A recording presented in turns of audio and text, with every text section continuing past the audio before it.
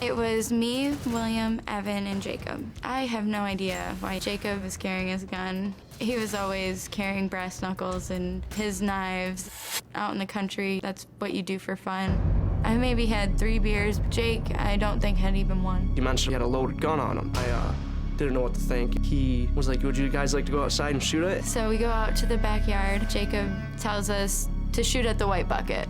I shot it twice, Evan shot it, and then Brittany shot it, and Jacob also shot it. Jacob asked if any of us wanted to shoot the last bullet, and I said no, it was freezing out. We all start heading back inside. Jacob disperses the shell casings, the empty ones, all over the floor. He just said, here's one for each of you for a trophy for shooting the gun for the first time. And there was one live one left, and I gave it back to him. And Jacob put it back into the gun.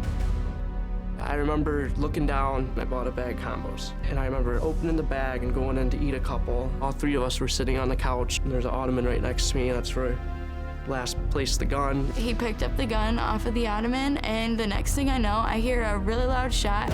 I look over towards the window in my kitchen, expecting it to, like a shot to be in the wall over there, and then Jacob is lying in front of me and blood is coming out of his head. His body hit the ground like rocks. The whole living room shook when he fell, and we all ran to the kitchen. I got a towel and tried to stop the bleeding and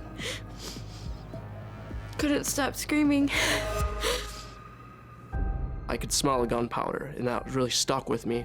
And I looked around the corner, and I seen him laying on the ground as if he was sleeping. I knew he was gone when I looked in the room. William called 911 first and then gave the phone to Evan. Listen, I need 911. My friend just shot himself in the head. Okay, is he moving? Breathing? No, it was his gun. It was a 3 something crazy. He pulled it out and he shot himself in the head. I just remember Brittany screamed 40 minutes straight. Stay on the line, calm down. I remember yelling at her because I couldn't get her to stop screaming. I asked the police if I could change my clothes. I was in socks and my pants were all muddy. The cops were nice enough to let me do that. I asked them for my shoes and the cop said that you don't want your shoes. My shoes were bloody. I didn't go back in the room. I knew it would traumatize myself to see him.